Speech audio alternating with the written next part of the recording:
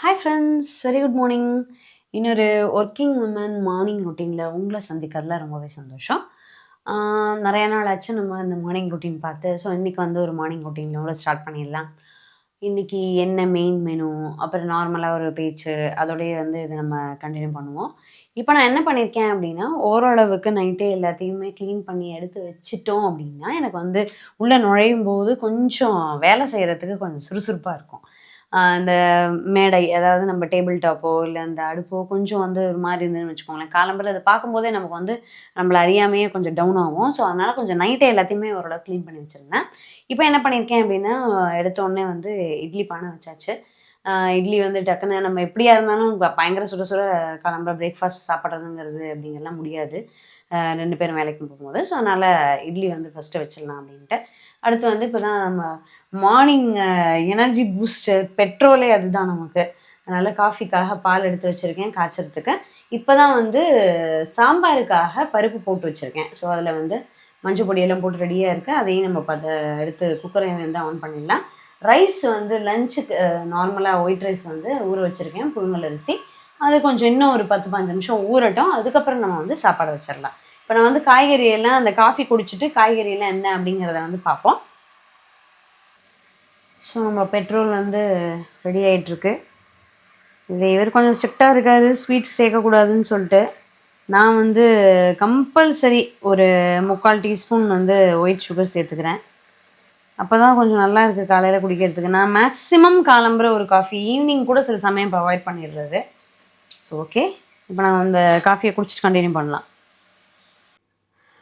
Friends, இன்றைக்கி வந்து வெண்டைக்காய் அரைச்சி விட்ட சாம்பார், எலுமிச்சை ரசம், பரங்கிக்காய் பொரியல். இந்த பரங்கிக்காயை பொறுத்த வரைக்கும் இங்கே அரசாணிக்காய், சக்கரை பூசணிக்காய், மஞ்சள் பூசணிக்காய் இன்னும் பேரெல்லாம் இருக்குது. இதை வந்து இன்றைக்கி எங்களுக்கு ஃப்ரெண்ட்ஸு அவங்க வந்து அவங்க வீட்டில் வந்து விவசாயம் பண்ணுறவங்க. ஸோ அதனால் அவங்க எங்களுக்கு கொடுத்தது. அதனால் இன்றைக்கி வந்து இதில் பொரியல் பண்ணிடலாம் அப்படின்னு சொல்லிட்டு. ஆல்வேஸ் அரசாணிக்காய் வந்து கட் பண்ணணுன்னா நான் இவரை தான் கட் பண்ணி தர சொல்லுவேன். அதாவது மெயினாக சின்ன அந்த பீசஸ் வந்து போட்டு கொடுக்க சொல்லிடுவேன். அதுக்கப்புறம் நான் வந்து அந்த தோலை பீல் பண்ணிவிட்டு பொரியல் பண்ணுறது உண்டு. இங்கே மேக்ஸிமம் வந்து தோலோடு பண்ணுறாங்க. பட் நான் வந்து அதை கொஞ்சம் எடுத்துகிட்டு தான் பண்ணுறது. எனக்கு அது எங்களுக்கு அதுதான் பிடிச்சிருக்கு. அப்புறம் இன்னொன்று பார்த்தீங்க அப்படின்னா, இது வந்து கெட்டி தயிர். பொதுவாகவே நம்ம சேனலில் வந்து ஒரு ஆல்ரெடி ஒரு வீடியோவே இருக்குது, இன்ட்ரெஸ்ட் இருக்கிறவங்க அதை பார்க்கலாம். கெட்டி தயிர் வந்து எப்படி ப்ரிப்பேர் பண்ணலாம் அப்படின்னு சொல்லிட்டு. அதுவும் இப்போ வந்து குளிர் ஜாஸ்தியாக இருக்கிறதுனால சீக்கிரம் வந்து தயிர் உரையாது. பால் உரையாமல் கொஞ்சம் அப்படியே ஆடிட்டே தான் இருக்கும். ஸோ அதை எப்படி நம்ம பண்ணலாங்கிறது இன்ட்ரெஸ்ட் இருந்தால் நீங்கள் அந்த டிஸ்கிரிப்ஷன் பாக்ஸில் லிங்க் இருக்குது, நீங்கள் வந்து இது பண்ணி பார்த்துக்கோங்க, கிளிக் பண்ணி. ஸோ இதை ஃப்ரிட்ஜில் வச்சுருவோம்.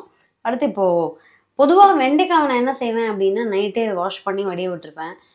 இன்றைக்கி வந்து மறந்து போச்சு. எல்லாத்தையும் நம்ம பர்ஃபெக்டாக செஞ்சுட்டே இருக்க முடியாதுல்ல, ஞாபகம் இல்லை. அதனால் இனிமே தான் இதை வாஷ் பண்ணிவிட்டு தொடச்சிட்டு தான் நம்ம யூஸ் பண்ண முடியும். ஏன்னா அந்த வெண்டைக்காவை பொறுத்த வரைக்கும் அந்த குழப்பு தன்மை தண்ணியோடு சேர்ந்துருச்சு அப்படின்னா கஷ்டமாக இருக்கும். அதனால் ஈரம் இல்லாமல் வெண்டைக்காவை நறுக்குனா தான் கரெக்டாக இருக்கும்.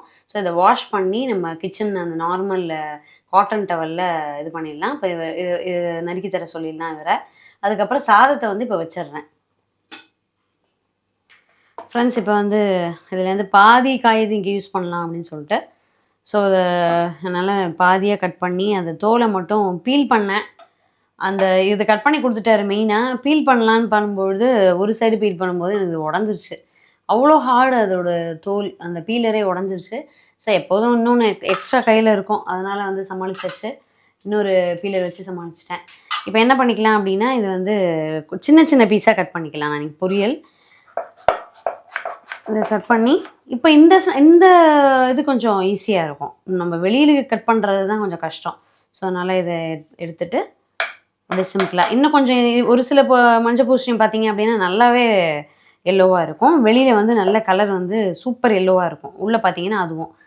இப்போ இது கொஞ்சம் பச்சை கலந்துருக்கிறதுனால கொஞ்சம் லைட் கலரில் இருக்குது. அதனால் இதை வந்து சின்ன சின்ன பீஸாக அப்படி நறுக்கி வச்சிடலாம். சீக்கிரமாக வெந்துடும். கிட்டத்தட்ட ஒரு 7-8 நிமிஷம் தான் இது வேகிறதுக்கு.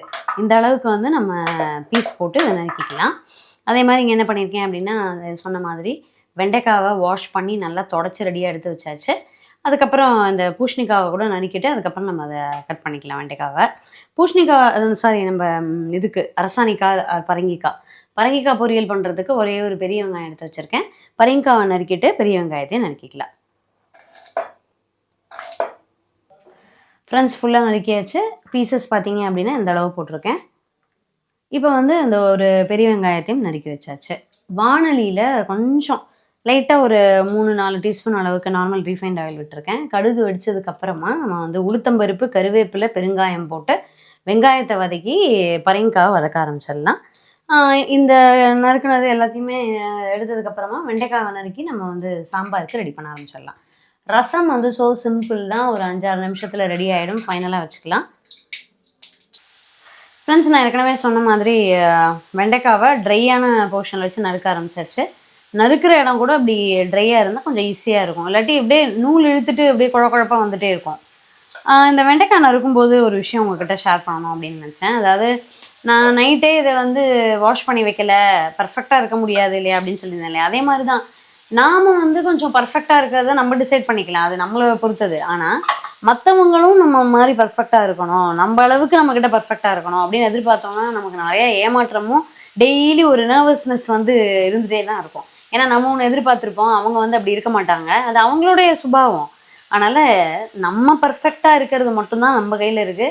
மற்றவங்கெல்லாம் பர்ஃபெக்டாக இருக்கணுங்கிறதுலாம் நம்ம கையில் கிடையாது. ஸோ எதிர்பார்க்காம இருக்கிறது நம்மளுடைய ஹெல்த்துக்கு நல்லது அப்படிங்கிறது என்னுடைய அபிப்பிராயம், என்னுடைய கருத்து. நம்ம சில விஷயங்கள் பேசுகிறோம் இல்லையா அப்பப்போ, அதனால சொல்கிறேன். ஸோ இப்போ வந்து நம்ம சாம்பாருக்கு இந்த வெண்டைக்காவை ரெடி பண்ணிக்கலாம். இங்கே இது ரெடி ஆகிடுச்சு சாப்பாடு. இது நான் என்ன அரிசினா புழுங்கல் அரிசியில் வந்து ஒரு பொன்னி அரிசி தான், டக்குன்னு அது பேர் வரல. பட் எனக்கு இதில் என்ன அப்படின்னா கொஞ்சம் அளவு வந்து கொஞ்சம் பெருசாக இருக்குது. கொஞ்சம் சாப்பாடு வந்து பெரிய சைஸில் இருக்குது. அப்புறம் தான் கேட்கும்போது சொன்னாங்க ராஜபோகம் ஒரு பொன்னி ரைஸ் இருக்குது, அது நல்லாயிருக்கும் அப்படின்னு சொன்னாங்க. கொஞ்சம் ஒல்லியாக இருக்கும், நல்லாயிருக்கும் அப்படின்னு சொல்லிட்டு. ஸோ இது வந்து நெய் கிச்சடி பொன்னி. இதுக்கு பேர் வந்து நெய் கிச்சடி பொன்னி. பட் சைஸ் பெருசாக இருக்கிறதுனால நெக்ஸ்ட் டைம் பர்ச்சேஸ் பண்ணும்பொழுது நான் வந்து கொஞ்சம் அந்த ராஜபோகம் பொன்னி வாங்கி பார்க்கலாம் அப்படின்னு இருக்கேன். இப்போ நான் அந்த வெங்காயம் வதங்கினதுக்கப்புறம் நறுக்கி வச்சுருந்த பரங்கிக்காவை போட்டாச்சு. இது கூட இப்போ மஞ்சப்பொடி, உப்பு போட்டு வதக்க ஆரம்பிக்கலாம். ஃபைனலாக இறக்கிறதுக்கு ஒரு 2 மினிட்ஸ்க்கு முன்னாடி காரப்பொடி போட்டுக்கலாம். ஃப்ரெண்ட்ஸ், இப்போ வந்து நம்மளுடைய பரங்கிக்காய் பொரியல் ரெடி ஆகிடுச்சு. ஆஃப் பண்ணியாச்சு. இல்லை, அது பார்க்குறதுக்கு உங்களுக்கு கலர் எப்படி இருக்குது? பரங்கிக்காய்ங்க இப்போ தான் நிறைய பண்ணி இல்லை அந்த அப்பியரன்ஸு. இப்போ இதில் வந்து நம்ம மொத்தமாகவே ஒரு 7-8 நிமிஷம் தான். இதில் வந்து மஞ்சப்பொடி, அதே மாதிரி உப்பு போட்டு ஆல்ரெடி வதக்கிட்டு ஃபைனலாக இறக்கும்போது நான் வந்து இது போட்டேன். கொஞ்சம் காரமாக, இது கொஞ்சம் இனிப்பு இருக்கிறதுனால கொஞ்சம் உப்பும் காரமும் தூக்கலாக இருந்தால் தான் நல்லாயிருக்கும். இப்போ வந்து காஷ்மீரி சில்லி பவுடரும் போட்டிருக்கேன், சாம்பார் பொடி, வரமிளகாய் பொடி எல்லாம் போட்டு விரட்டி அதை இறக்கியாச்சு. ரொம்ப நம்ம பண்ணிகிட்டே இருந்தோம்னா உரு தெரியாமல் எல்லாம் ஒன்றாகி உருண்டை கட்டிக்கும். ஒரு ஆமாம், அதனால் வந்து கரெக்டாக பதமாக சிம்மிலேயே வச்சு நம்ம வந்து ரெடி பண்ணிக்கணும். ஃப்ரெண்ட்ஸ், இப்போ வந்து சாம்பாருக்கு வறுக்க வேண்டியதை, அரைச்சி விட்ட சாம்பார் இல்லையா, வறுக்க வேண்டியதை வறுத்துட்ருக்கேன். அதில் என்ன இருக்குது அப்படின்னா ஒரு எண்ணி 4-5 மிளகு, 1 டீஸ்பூன் அளவுக்கு வர கொத்தமல்லி தனியா, ஒரு 2 வரமிளகா, ஒரே ஒரு காஷ்மீரி சில்லி, ஒரு 3/4 டீஸ்பூன் கடலைப்பருப்பு, எண்ணி ஒரு 5-6 வெந்தயம், 1/4 டீஸ்பூன் அளவுக்கு ஜீரகம். இதை கொஞ்சம் லைட்டாக அப்படியே சூடு காமிச்சு பருப்பு மட்டும் கொஞ்சம் நேரம் மாறினதுக்கப்புறமா அதை நிறுத்திட்டு இது கூட தேங்காய், துருவின தேங்காய் ஒரு 2-3 டீஸ்பூன், அவ்வளோதான். இதை ஆஃப் பண்ணி வச்சிடுறேன். இங்கே வந்து நமக்கு சாம்பாருக்கு வெண்டைக்காய் தேவையான அளவுக்கு வதங்கிடுச்சு. இதுக்கு வந்து ஒரு தக்காளி போட்டுடலாம். தக்காளி நல்லா வெண்டைக்காய் வந்து குழகுழப்பு போக வதங்கினதுக்கப்புறம் தக்காளி போட்டால் தான் கரெக்டாக இருக்கும். இல்லாட்டி குழகுழப்பு போகவே போகாது. ஸோ இது நல்லா உப்பு, மஞ்சள் பொடி, சாம்பார் பொடி கம்மியாக தான் போடணும். ஏன்னா நம்ம தனியாகவே வந்து அரைக்கிறோம் ஃப்ரெஷ்ஷாக. அதனால் வந்து சாம்பார் பொடி ஒரு 1 டீஸ்பூன் மட்டும் போட்டுக்கலாம். வெண்டைக்காய் கூட தக்காளி வதக்கி புளி தண்ணி விட்டு உப்பு, மஞ்சள் பொடி போட்டேன். ஒரே 1 டீஸ்பூன் அளவுக்கு சாம்பார் பொடி போட்டிருக்கேன். இப்போ பக்கத்தில் வந்து ஒரு வானலியில் ஒரு 1 டீஸ்பூன் 2 டீஸ்பூன் அளவுக்கு நார்மல் ரீஃபைண்ட் ஆயில் விட்டு கடுகு வெடிக்க விட்டுருக்கேன். கடுகு இப்போது மேக்ஸிமம் வெடிச்சு முடிக்க போகுது. இந்த ஸ்டேஜில் வந்து நம்ம வரமிளகா 2 கிள்ளி வச்சுருக்கேன், ஒரே ஒரு பச்சை மிளகா, அதை போட்டுருவோம். ஒரு கொத்து கருவேப்பிலை, பெருங்காயம், இது எல்லாமே ரசத்துக்கு பண்ணிகிட்ருக்கேன். ஒரு நல்ல பழுத்த நாட்டு தக்காளி ஒரு குட்டி குட்டி பீஸாக நறுக்கி வச்சுருக்கேன், அதை ஆட் பண்ணிடலாம். இப்போ அந்த தக்காளி வந்து நல்லா வதங்கட்டும். இப்போ இது கூட வந்து நம்ம என்ன செஞ்சிடலாம் அப்படின்னா வேக வச்சு வச்சுருக்கக்கூடிய பருப்பை ஆட் பண்ணிடலாம். இன்னும் ஒரு 1/2 டம்ளர் 1 டம்ளர் தண்ணி கூட சேர்த்து லைட்டாக ஒரு கொதி வந்ததுக்கப்புறமா அரைச்சி வச்சுருக்க அந்த அரைச்சி விட்ட சாம்பாருக்கான விழுது சேர்த்துருவோம். ஃப்ரெண்ட்ஸ் இப்போ வந்து சாம்பாரில் தேவையான அளவுக்கு பருப்பு, கொஞ்சம் தண்ணி, உப்பு எல்லாமே சேர்த்தாச்சு. இப்போ நம்ம வந்து அரைச்சி விட்டுருக்கக்கூடிய விழுது அதை ஆட் பண்ணிடலாம். உங்களுக்கு திக்னஸ் கொடுத்துரும், அதனால் நீங்கள் இன்னும் கொஞ்சம் வேணாலும் தண்ணி சேர்த்துக்கலாம். நேரம் ஆக ஆக திக்காயிடும். ஸோ இதுலேயும் ஒரு அரை டம்ளர் அளவுக்கு மிக்ஸி ஜார்லேயும் தண்ணி சேர்த்து சாம்பாரில் வந்து ஆட் பண்ணிடுவோம். ஆட் பண்ணிவிட்டு உடனே கலக்கி விட்டுருவோம். நீங்கள் வந்து பொடியாக சேர்த்திங்க அப்படின்னா டக்கு டக்குன்னு செய்யணும், இல்லாட்டி பொடி வந்து அங்கங்கே உருண்டை கட்டிக்கும். ஸோ உங்களுக்கு சாம்பார் எல்லோ கலரில் இருந்தது, இப்போ நல்ல கலர் வந்துருச்சு பாருங்க அதுக்கு. ஏன்னா அந்த காஷ்மீரி சில்லியும் வந்து நல்ல கலர் கொடுக்கும் அதுக்கு. ஓகே, அப்படியே லைட்டாக அப்படியே கொதி வரட்டும். இந்த சைடு ரசத்துக்கு பார்த்தீங்க அப்படின்னா தக்காளி வந்து நல்லா வதங்கி, இப்போ அதுக்கு வந்து தக்காளி கரையை வதங்கிடுச்சு. இப்போ அது கூட வந்து கொஞ்சம் தண்ணி சேர்த்துடலாம். இதுக்கு புளி கிடையாது, அதுக்கு பதிலாக தான் நம்ம லெமன், தக்காளி புளிப்போடு சேர்த்து லெமன் புளிப்பு இன்னமும் வந்து நமக்கு ஒரு 1.5 டம்ளர் அளவுக்கு தண்ணி சேர்த்துக்கலாம் அதில். ஃப்ரெண்ட்ஸ், அரைச்சி விட்ட வெண்டைக்காய் சாம்பார் சூப்பராக மணக்க ரெடி ஆகிடுச்சு. லெமன் ரசத்துக்கு தக்காளி நல்லா வதங்கினதுக்கப்புறமா ஒரு 1.5 டம்ளர் தண்ணி விட்டு பருப்பு தண்ணி ஒரு அரை டம்ளர் அளவுக்கு விட்டுருக்கேன். இப்போ நீங்கள் பார்த்தீங்க அப்படின்னா நுர கட்டியாச்சு. இந்த ஸ்டேஜில் ரசத்தை வந்து ஆஃப் பண்ணிடலாம். இது கூட வந்து கொஞ்சம் நம்ம கொத்தமல்லி தழை மட்டும் சேர்த்துப்போம். இது லைட்டாக ஒரு 2 மினிட்ஸ் கழித்து நம்ம அந்த ஒரு மூடி எலுமிச்சை வந்து இதில் ஆட் பண்ணணும். ஏன்னா கொதிக்கும் போது அப்படியே அடுப்பு நெருப்பில் இருக்கும்போது அந்த எலுமிச்சை ஆமாம் கசந்துரும். அதனால் இது வந்து நம்ம கொஞ்சம் லைட்டாக ஒரு ரொம்ப கொதிக்கிற சூடு இல்லாமல் ஒரு 2 மினிட்ஸ் கழித்து இதை வந்து ஆட் பண்ணிக்கலாம். ஸோ நமக்கு வந்து ஃபுல் அண்ட் ஃபுல் வந்து எலுமிச்சை புளிப்பு தான் ரசத்தில் இருக்கும். அந்த லைட்டாக நாட்டு தக்காளியோடைய புளி வந்து கொஞ்சம் கூட கிடையாது. அதனால் இது ஸ்பெஷலே அதுதான். ஸோ நம்ம வந்து எலுமிச்சை ரசம் அந்த எலுமிச்சையை புழியும்போது பார்ப்போம். எல்லாமே முடிஞ்சது. நம்மளுடைய பரங்கிக்காய் பொரியல். இவர் எப்போ உருளைக்கிழங்குன்னு சொன்னாரோ எனக்கு அதுலேருந்து பரங்கிக்காய் போய் மனசில் உருளைக்கிழங்கு ஞாபகத்தில் இருக்கு. இல்லை நீங்கள் சொல்ல கரெக்டு தான், இருந்தாலும் சமைச்ச எனக்கே அது அப்படிதான் தோணுது.